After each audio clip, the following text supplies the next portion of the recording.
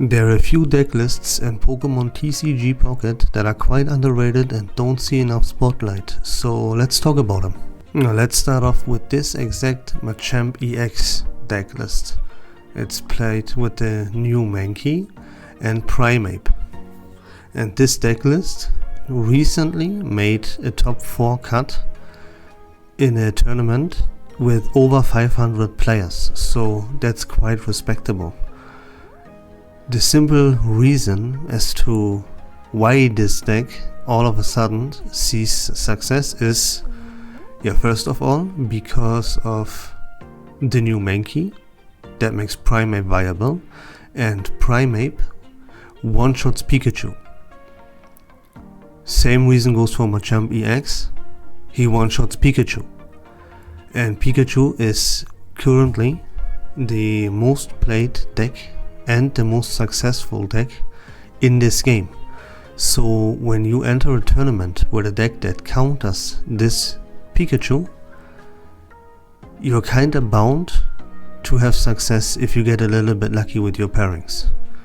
Of course, if you run into a Mewtwo in your first 3 matches, you're not gonna have a good time, that's for sure. So luck is required, but that's always the case in this game, right? There are a lot of coin flips, it is highly dependent on draw, and as I mentioned, you can have really bad luck with your pairings. And that's the case with this deck. If you enter a tournament and you face Mewtwo after Mewtwo after Mewtwo, you're never gonna make that top 4 cut, right? But Pikachu is the most played deck, and if you face a lot of Pikachus, you can make it really far. This is a really good and underrated counter to Pikachu, and that's why it's here on this list. I just want to mention real quick that there's another deck list which includes Machamp EX, and that is with just a Kangaskhan, right? You remove the Mankey Primeape line to remove a little bit of risk and inconsistency. Because the Mankey, when it attacks, it deals 10 damage to itself. It's left there for 1 turn with just 40 HP, and it can end up as just being a free kill for your opponent. So that is a risk that can be high reward though with the Primeape. If you get it fast enough and you run into Pikachu, that's cool, but it's risky, and by removing it and adding a Kangaskhan, you add consistency to your deck against other matchups that are not Pikachu. And that's why I want to mention it real quick. It's played for the same reason. Machamp's one-shot Pikachu, and that's about it. But yeah, removing Primeape and adding Kangaskhan adds consistency against other matchups. And that's why it's here. But let's move on to this Arcanine list again. I have covered this already in one of my previous videos, and it is, in my opinion, the #1 best counter to Pikachu in this game, and therefore a little bit underplayed.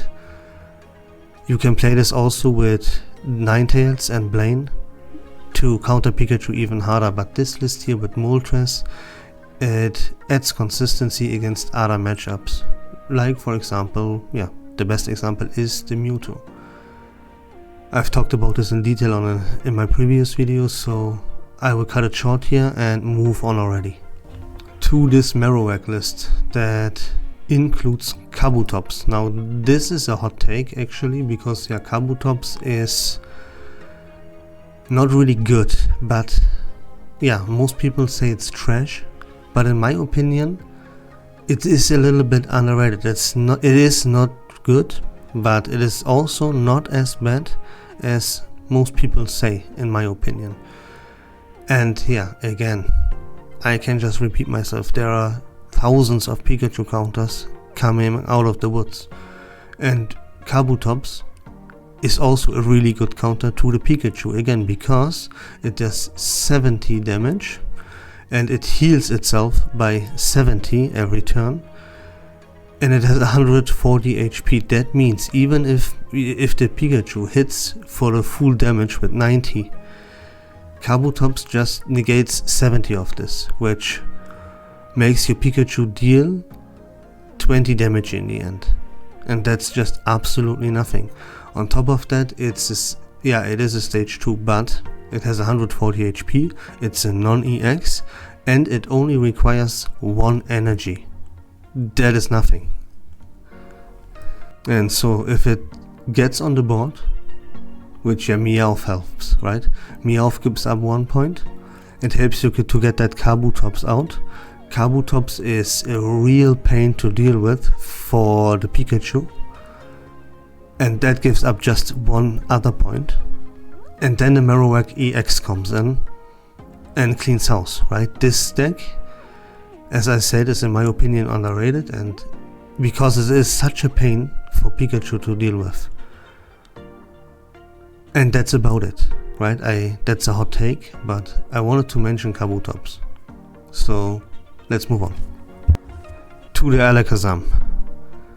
And yeah, there are multiple things that make Alakazam incredibly good. First of all, it's played with Weezing, and the point here is to buy enough time with the Weezing Koga combination to get your Alakazam out on the board.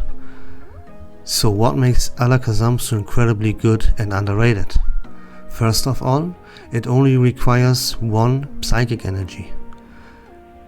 And it also requires 2 colorless energy, but that's a really good thing, because you are able to play double energy in your deck. You play a Psychic and the Dark Energy, so it makes it so that you can attack with your Weezing as well, thanks to Alakazam only needing the 1 Psychic Energy.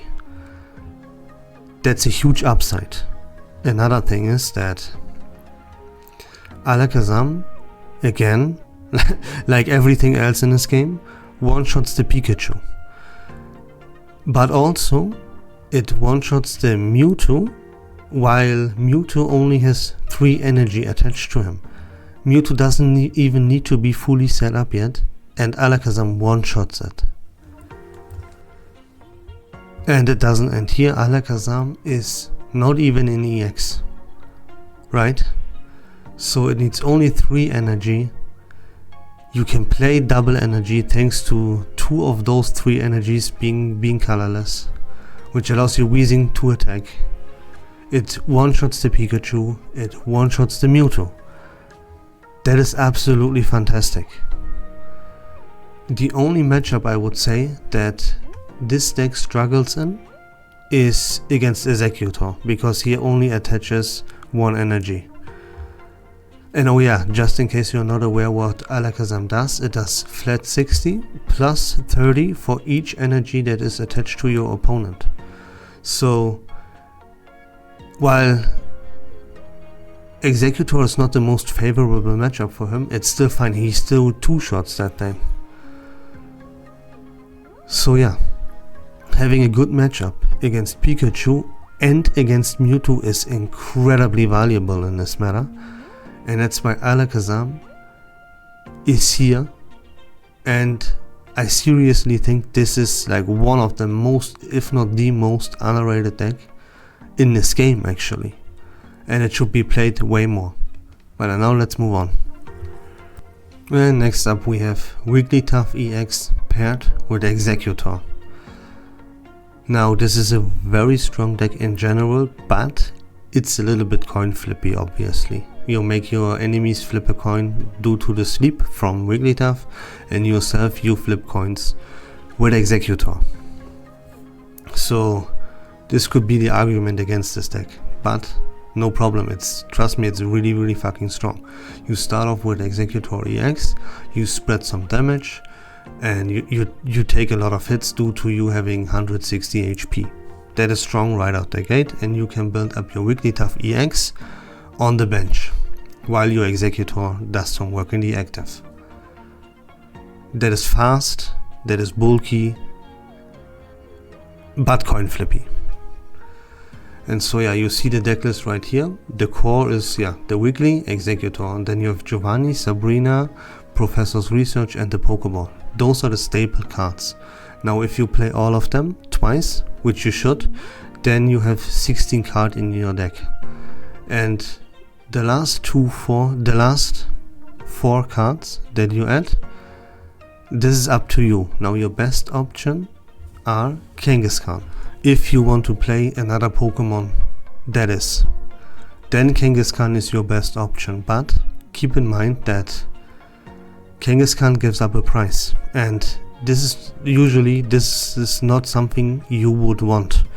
You want Exeggutor to give up 2 prices, and the Wigglytuff to give up the other 2 prices. This would be the best case scenario. So adding another Pokemon that would give up a price is risky, but viable. So the other 2 options are Potion and or Erica. Potion if you want to be able to heal your Wigglytuff as well, and not only the Exeggutor. Erica if you say I go all in for the heal on the Exeggutor with the 50 instead of just 20 from the Potion. Now that choice is up to you. Which 2 of those cards you add, that is totally up to you. I personally would recommend 2 Ericas, 2 Potions, and keep the Kangaskhan out of there. Because as I mentioned before, it gives up a price, and that is not too good. But it's also a good starting Pokemon, right? It's not too bad. But in the end, that choice is up to you. Choose any combinations of those 3 cards that you like and give this deck a shot. Seriously, it's really, really strong. And there we have all the decks that I wanted to cover that I would say are underrated. They are in fact underrated, aside from maybe the Kabutops. I chose that one as my hot take for this video, because I play the Pikachu, that's my main deck, and whenever I face Kabutops sometimes, and whenever I do, and he gets that Kabutops out, it's really, really, really hard to deal with. That's why it's here. But yeah, I want to talk about 3 other cards that I had on my mind to put on this list, but I didn't quite make it. And yeah, I want to talk to you about why that is and which 3 cards those are. So let's go. And the 3 cards I want to talk about are Blastoise EX, Butterfree and Golbat. So let's start off by talking about the Blastoise EX. Now Blastoise EX, it has 180 HP, it deals 100 damage for just 3 energy, and even 160 with 5 energy attached to it. And it's a water Pokemon, which allows it to use the Misty. So why didn't that thing make the list? And the answer is very simple. Misty is just too inconsistent. Oftentimes Misty flips tails on the very first flip, and you will realize that even setting up an Articuno, which needs only quote unquote 3 energy, is often not easy and a pain to get that thing rolling, you know. Now imagine you need 5 energy on a stage 2. Yeah, it is absurd, right? In order to get Blastoise rolling, you rely 100% on the Misty, and Misty is just too inconsistent to rely on that hard. Yeah, 5 energy is too much to ask for.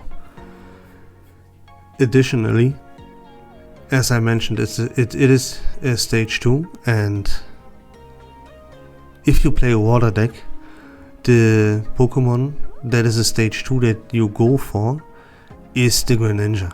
So yeah, Blastoise unfortunately doesn't have a spot in the meta, no matter how you look at it. It needs too much energy.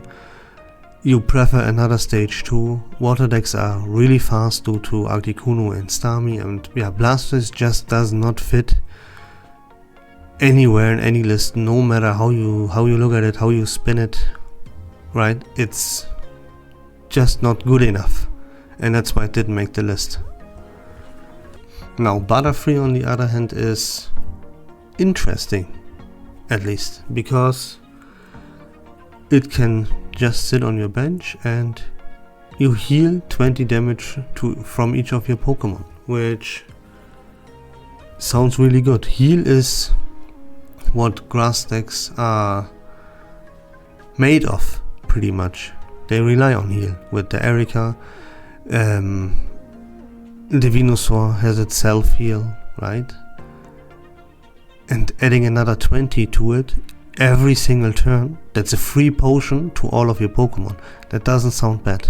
But look at the grass Pokemon that everyone plays. That's Venusaur, that's maybe Victory Bell, and its Executor. All of those Pokemon, they need to evolve. 2 of those Pokemon are already stage 2 Pokemon. Now adding another stage 2 to the mix, that does nothing else but heal 20, that doesn't make the cut. If you play stage 2, that's Venusaur or Victory Bell, not Butterfree.